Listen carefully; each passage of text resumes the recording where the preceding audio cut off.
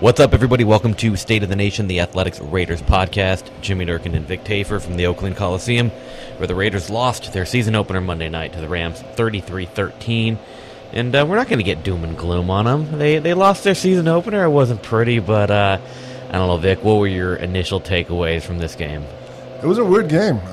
They came out really strong. Marshawn Lynch kind of established the run. Jared Cook catching the ball in stride for 45 yards. The offense was good enough the first half, up 13-10. Then all of a sudden, I'm not sure what happened. Things just kind of they fell apart pretty quickly, and no one really had an explanation why. Derek Carr got crunched on that third drive. It was a rougher than passer penalty on Aaron Donald. Took a hit low, and one of those where, I mean, for a guy who broke his leg a couple years ago, you kind of got hey, and then I mean. They didn't, they still were okay offensively in the first half. He was still okay after that, but they came back out in the second half. I don't know if the Rams adjusted what they did, but the offense did nothing in the second half, and Carr in the second half looked just terrible. I mean, the interceptions that he threw, I mean, the one where he's trying to throw the ball away, and then he just, I'm not going to throw it away, and then it just floats, and that was ugly. The pick six, obviously, to Peters with 2 minutes to go. He had one where he threw the ball away on third down and 3rd and 6, and there was no one around him, in the early fourth quarter. So, yeah, maybe it was hearing footsteps, but I thought they had a nice game plan coming in because they targeted the Rams linebackers to be in a weak spot. Yeah. So Jared Cook and even Carrier got involved some, and that was where they were going to attack, and that really definitely worked out early on.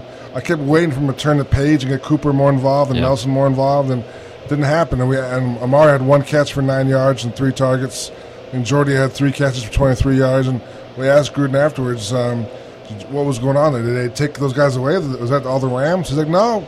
I mean, we called their numbers, and they were there. Just it didn't. We tried. He's kind of almost a helpless answer. Like, we tried, and we thought it was something we wanted to do, and it just didn't happen. So I think, and again, they also, I think when we talked about, I mean, after the game was, we kind of got away from Marshawn Lynch. Marshawn Lynch was running really hard, and he had some big carries. And what do you have? Finished with 11 carries overall, I think. 11 carries, 41 yards. And it was a close game through the first 3 quarters. So I wonder, I don't know. Yeah, it's Gruden's first time back in a while, and we kind of getting used to some things. Kind of lost some focus. I don't know. It seemed like they kind of got scattered in the second half. Yeah, I mean, I asked Jordy Nelson, the same thing about, did you feel like, was this just a bad matchup for you guys? He's like, we felt like we had opportunities. And then so I went and looked up some numbers. We've got access to some next-gen stats. And Amari Cooper's average separation at the time that Derek Carr threw the ball, 3.61 yards. So that means every time that Derek Carr threw the ball and he was running a route, he, on average, had 3.61 yards of separation around him. Jordy Nelson right behind it, 3.59 yards. Those were the 8th and 9th highest yards of average yards of separation in the NFL in Week 1 among the 69 starting wide receivers. So we're talking these guys were getting open. Yeah. They were as open as almost anybody other receivers were here in Week 1. And it's one game's worth of numbers. Yeah. I thought maybe some of that skewed from some off coverage late in the fourth quarter. Well, that actually was for Cooper. The fourth quarter was the quarter where he had the least amount of separation. So that evidence, I would like to go probably back and watch some of the all-22 film, and that's available too, to kind of see that a little bit more. But that evidence points to the fact that those guys were open, and Derek Carr was, I think, listen, Jared Cook, phenomenal game, 9 catches, 180 yards. That's great, but obviously the Rams were fine with that. The Rams were fine with that because if they're just limiting it to Jared Cook over the middle and they're not getting burned by Amari Cooper, they're not giving up stuff to Jordy Nelson, they can live with that. I'm sure one of the things that surprised the Rams was although all those yards from Jared Cook were yak. He was killing people. He was running over guys, breaking tackles. So I'm sure they probably said, that's fun. They probably didn't budget him getting all those yards after the catch. So I just thought, as the game went on and the Rams started to pull away, I kept waiting for the Raiders to take some chances deep. Try for a PI call. Just try it. They never did that. They just kept dinking the ball, and I had some Todd Downing flashbacks last year, which is, I hate to say that, but it just wasn't the offense got after a good start, and just kind of things fizzled pretty fast. One play that I really noticed when the game was already out of hand, and Carr pump faked at one point like he was gonna throw the deep ball, and at this point, the game's out of reach. They're gonna lose. Just throw it. And then let me check down. Like that was one. I'm like, come on, just throw the ball. Like he needs to. I think he's so ingrained in. I've got to just take my reads, take what they give me. Sometimes he's just got to say, let's take a shot. Yeah, I think the problem though is, like, I did that story on Brian Callahan last week, and he kind of mentioned it in passing, is they want him to check down. They don't want him to take chances. They want him to, like, not risk those kind of plays. So I think. I really think that's kind of the way he's told to do. So, I don't think it's on him to decide if he's going deep or not. So, it's early. A lot of teams struggled. The lack of preseason snaps definitely affects a lot of teams. This team especially. And look at the Rams. I thought the first half, Jared Goff was terrible. Yeah. He didn't play at all the preseason. And he was definitely got better as the game went on. But it's just, football is weird. It's so hard to take huge, takeaways from the opening week of football. One takeaway, Todd Gurley. The guy's pretty good. He's really good, yeah. That's offenses. Cooper Kupp's really good. Brandon Cooks. They have a lot of weapons. Robert Woods. Woods got deep a couple times where if Goff could have hit him a little, if Goff was just a little bit off. Yeah. He was close to breaking a couple big ones. We have to rethink the whole Reggie Nelson starting safety thing. He had a rough night. I just think the same concerns you had last year.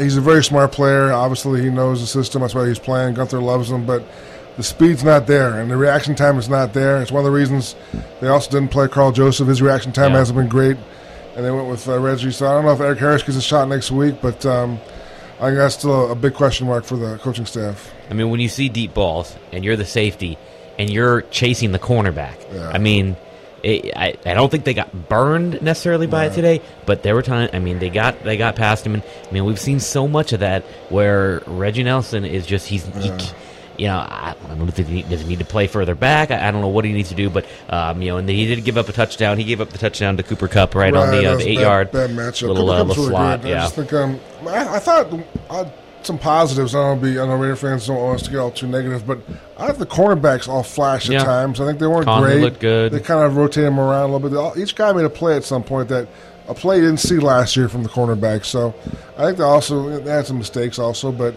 I think that could be a pretty good core once they get Worley. They're really high in Worley, so the first 4 cornerbacks could be good in a couple of weeks. I thought Leon Hall looked really good. Leon Hall had a nice job in nickel. Yeah, he made some pass breakups, and he's a big Gruden guy. So, secondary is not. I think it's going to be okay.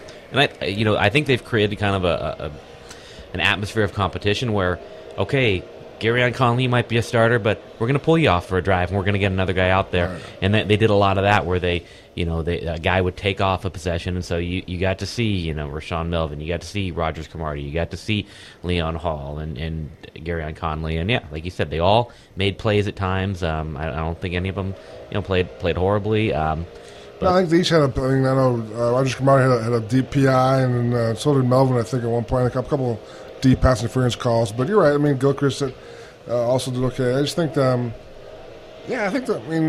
the defense I thought was fine. You're going to miss Khalil Mack. Nobody wants to hear that, but it's a pretty obvious storyline. The pass rush only had 2 quarterback hits, one by Bruce Irvin on a sack and forced fumble, one by Arden Key, who had a lot of growing pains. It's tough for a guy to come in against a pretty good Rams O-line, first game. And he said afterwards that the crowd killed him. He couldn't hear a lot of signals. He said he had a hard time picking up things. So he'll learn. He'll adjust. He also said that the Rams did a good job of scheming. They did things the Raiders weren't ready for, like a lot of boots, a lot of staggered looks. So, when you play the guys that young, him and Mo Hurst and P.J. Hall, it's going to be a learning curve, and it's going to take longer than the opening night. Yeah, I think, the plan, obviously, when they drafted Arden Key is he's the third pass rusher. Right. He's a guy that, they can have him and Bruce Irvin on the edges, have Khalil rushing from the inside, and then to have him out there and all of a sudden, hey, you got to set the edge in the run play. We went into the season knowing that he's not a guy that you're going to want setting the edge in the run plays. I don't think he played against the run at all in preseason. I think all his snaps were in third and long, passing down, so it's a huge learning curve. And, I wouldn't be surprised now that we're past week 1. You can sign guys that have them to guaranteed deals. They may find another pass rusher. I don't know, Junior Galab. I don't know the list of guys out there, but I'm sure there are guys who have some experience rushing the passer they might want to throw in there. Strange that Tank Carradine, a guy who basically had been occupying the starting defensive end spot for Khalil Mack while he was holding out, and then I guess that was just Gruden playing a game with us because he's inactive on week 1. Not an injury thing, just inactive. Well, I don't think he's playing with us. I mean, Tank Carradine, I talked to him the other day. I think he was under the impression he's going to be playing a lot tonight. He was talking like he was really confident about his role in the team, so I'm sure he was shocked. So I don't know if it was a matchup thing or they didn't want to, that they needed the pass rushers in Calhoun and Fadal Brown maybe in reserve, but yeah, Tank was surprised, so I don't think that was the game. I mean, we'll ask Gruden tomorrow, but yeah, I mean, Frosty Rucker's also a run guy, so I guess they just chose one of those two guys and went with it. What did you make out of the linebacker play? I know we came into the year concerned. What did you think out of that group? I thought it was fine. I thought all the guys, I mean, I'm not sure about Lemire, but both Johnson and Whitehead flashed, made plays at times. They also got beat a couple times. I just think I guess my bar is so low based on previous year's linebackers that I'll give them the benefit of the doubt. But I thought the defense was okay. I mean, I thought it was definitely they got worn down as the game went on. They were on the field the entire second half pretty much. So, and Goff got hot. And you mentioned Gurley is one of the best, who knows, but the top 2 running backs in the league. So it's a tough task to handle that week 1 when you're. We mentioned earlier the linebackers didn't play much at all in the preseason. So it's just such a weird deal when you come in cold from the preseason and you're here opening night trying to stop Todd Gurley. Yeah, a couple injuries that we saw. I know Derek Carr was a little bit hobbled at one point, but obviously never left the game. P.J. Hall at one point went back to the locker room. I think it looked like I saw them kind of grab some kind of brace and then take him back there. And I think they probably put some kind of brace on his ankle and then they retaped his left ankle. But the significant one, long snapper Andrew DePaula on the first punt of the game, first punt of the season. Yeah. I guess sounds like a torn ACL. Yeah, he's going to have surgery. He's down for the year. So the highest paid long snapper in the league. That's our guy, too, though. It was a friend of the program, came on our podcast early on before camp. So, yeah, it's really sad. I mean, to lose to have your season to end in the first game is brutal. So, be a lot of tryouts. I mean, I think John Kondo getting a call back. John Kondo's back. Andrew I'm East. sure a lot of guys are out. Andrew East, so I'm sure that'll be a big priority this next couple of days. And Lee Smith done a pretty good job. Yeah. You know, he'd say he did in high school, hadn't done since high school, but he's practiced every now and then. He had a really weird line. We asked him, when was he practicing? He's like, yeah, my wife and I practice every night. And I'm like, hello. I don't know what that means, but hello. So, I mean, it was that's an example of, like, the locker room, as my kind of big part of my story, was weird. I mean, it was like Gruden was very, like, almost positive. Like, happy with how we play. We fought talked hard. about their effort twice. Like, the effort was great. He mentioned that twice. And the players were all pretty upbeat and said, like Gruden said, hey, he was proud of them. They fought hard. And the score wasn't indicative of the result, but I think it kind of was. Yeah. I mean, there was the pick six came late. The last touchdown, I'm sure, was not really. But the game wasn't close. No. I mean, it was pretty obvious who was going to win the game towards the end of the third quarter. So, just weird. I guess he's just maybe the message is, you know what? I realize that we're learning a new offense, new defense. Preseason was kind of a wash, so I'll give us a mulligan. I don't know, it was just a weird. I've never seen a locker room quite like that after a loss. It was just a weird, almost you shrug it and kind of like accept it kind of attitude, which is just bizarre to me. But we'll see. Yeah, Carr's line, and we're about to play the Derek Carr and the Jon Gruden postgame press conferences. Carr said, "Yeah, this loss. It felt different after this loss than any other loss before. You know, and cited Gruden's positive coaching attitude and his positive approach to it, and it's kind of that like high school rah guys. We played hard." Lee Smith mentioned the brotherhood, like how the brotherhood on this team was so unique. I was like, yeah, the brotherhood just lost 23-0 second half, but yeah, it's early, it's week one. You don't want to. It's not a bad attitude to take. It's after, not. Next two games are tough. I mean, at Denver on a short week is not easy, especially Carr's never played well there, I don't think, ever. Yeah. And Amari Cooper coming off a bad game tonight, and those guys kind of owned him in Denver. So, I mean, I don't know. And then Broncos won last week. Then after that, they go to Miami. Miami's 1-0. Another place the Raiders have not done well historically in that heat in the early morning in Miami. So, next two games are going to be tough for a team that clearly is not hitting on all cylinders yet. All right, well, Vic and I will be back with you from Denver next week, and we'll, of course, have our regular show later this week to help preview that game. And before we sign off, we're going to send you over to the Derek Carr press conference, followed by the Jon Gruden press conference. All right, guys, thanks. Oh, man, our execution as an offense, whether it was bad throws, which there were bad throws, miscommunications, all that kind of stuff. So stuff that usually actually does happen in a first game, but you don't really, pay the consequence for them all the time. But we did today, and that's my fault. I got to do a better job for our team, and I will. Was that stuff showing up in the first half, but wasn't really coming through, or did it just show up in the second half after it was pretty good first half? To be honest, we did some of the same stuff, but we just executed it better in the first half. To be honest, they tried to do some things a little bit different, but nothing that mattered really. They tried to put, different looks for the run game, different looks for the pass game, but nothing that we didn't prepare for. So, we just honestly, things a little here or there. Some of the things that we did are going to be overlooked by the bad stuff, and it sucks. Because that's tough because we did a lot of good things. The score doesn't dictate really what the game was, and it's just a bad feeling. It just sucks, man. Were they trying to take Amari out of the game for you guys? Well, they really wanted to take both wideouts out. If you go back and watch those, not only did they have Peters and Talib on those guys, but then most of the times they were doubling them also with the safety. Kind of like a little box deal, trying to keep them into a little thing, and that's why Jared had a big game. We had no problem seeing what they were doing, obviously.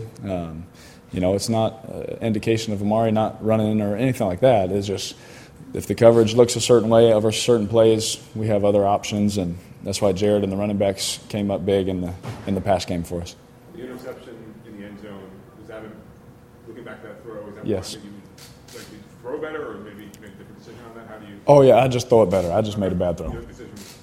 Yeah. We get Jared one-on-one. Obviously, we know what he can do. I just made a bad throw, so that's all it was. The second one that seemed to Oh, my gosh, yes. it just slipped out of your hand. No, yeah. So I went to the right side. They buzzed underneath that route, so I came back. Bad decision. I went to throw it away, kind of maybe give the bench route a chance, but I saw the dude underneath it, so I tried to pull it back with my hand. And obviously, that's why it looked so terrible. It just floated in the air and landed in the guy's lap. So it's just one of those that you sit there and you're like, that is one of the dumbest plays you could ever have. But it is what it is. I knew what I should have done as soon as that play was over, but it just sucks that it happened. What happened on that? Third one, the corner was running with him. Thought he was going to just keep running. Jared saw it where he just sat it, and I threw it out in front of him. And the guy just ended up getting a gift, basically. So, again, those are the ones that are like, man, me and Jared, obviously we were on the same page a lot. We'll look at it together. We'll talk about it, get it better for the next time, for that look. What was it like just with Jon as a Sorry. Postgame with Jon as a play caller? Yes. How did that process go? It was awesome. He gets real excited when we get big plays and things like that, and it's fun to hear his communication, his thought process. He loves to, feed stuff into the headset, and I thought our communication was really good for us being the first time. Both our personalities on the field at the same time, getting plays in, getting to the checks that Coach wanted, and all those kind of things. I honestly thought that part of it was really good today. The opening drive, were you thinking, we're off the front now? Yeah. Everything went so well. Yeah, absolutely. And again, we'll see as the year goes on, but against that defense, it's not always going to be like the first half was. You know what I mean? They hadn't had film on us. We didn't have film on them, really, with the players in and things like that. They were hiding stuff. We were hiding stuff. And so, have that first drive. Obviously, it feels good. Would let you know we're capable of what we're capable of and things like that. Really the whole first half and parts of the second half, but it just wasn't good enough in the second half. I apologize to ask this already, but the defense, what did you make of its performance holding the Rams to 13 points late into the third quarter? I'm sorry, our defense? Yeah. Oh, yeah, I thought they did a great job. I knew when we got Coach Gunther it was going to be good. I think our DBs had their hands on multiple passes, which is what they like to they like to be around the ball. And again, those are things that didn't go our way. A lot of things didn't go our way in the second half. But to see them play, I love our defense. I love the way they play. I love just the scheme that Coach Gunther brings because it makes it difficult on quarterbacks. And, I'm glad that he's on our team. Chuck, we know they're taking away stuff, taking away lives. Yeah. We're seeing you jumping off. Is there a part of you that just at some point just doesn't want to settle for that because they're probably giving it to you for a reason? Well, oh, yeah, absolutely. You try and move defenders like, please come take this so I can push the ball down the field. I think you saw one thing is, I think we ended up throwing it about 40 times. Obviously, at the end, it gets a little different, right? But 40 times, for 300 yards versus certain looks and things like that. Again, you would hope that you could throw for more, right? You want more, but again, you can't do that, and that's where I got in trouble on the second pick. To be honest with you, I tried to do too much, and I tried to hold on to it, and it landed and got a free gift. No, you're good, but yeah. Jon was saying this is the first time we've gone wire to wire as an offense. Yeah. Considering the volume of stuff you do, all the different things you try to do, in a sense, was it just almost too much to ask to be smooth the first day? I don't think it was too much to ask because I would never think that. But again, we do have corrections to make, and that's. Every team week one, you saw a whole bunch of people. With turnovers or miscommunications, things, we're watching games all Sunday and you see it, and that's week one thing. So it's going to happen no matter how sophisticated, no matter how much you rep a certain play, things are going to happen. And the most important part is that we take the film, we see what we did right, we keep practicing repping that, and we see what we did wrong, we rep that and make sure that we're all on the same page. That way moving forward we're going to be better, and we will. I'll take care of the ball better, I make better throws, decisions, all that, and we're going to be a good team. Couple more guys. Execution issue in the second half. In the first half, 140 yards and penalties, one on you, and almost Yeah. that you guys called timeout to get out of it. But is that because you guys have not been together for, like you said, wire to wire, or was that just first game stuff? Honestly, I think a lot of it is first game stuff. A lot of it, the guys are amped up. We actually get to play a full game. We kind of take the human part out of things sometimes too. Guys get fired up, and you're ready to go, and those kind of stuff. But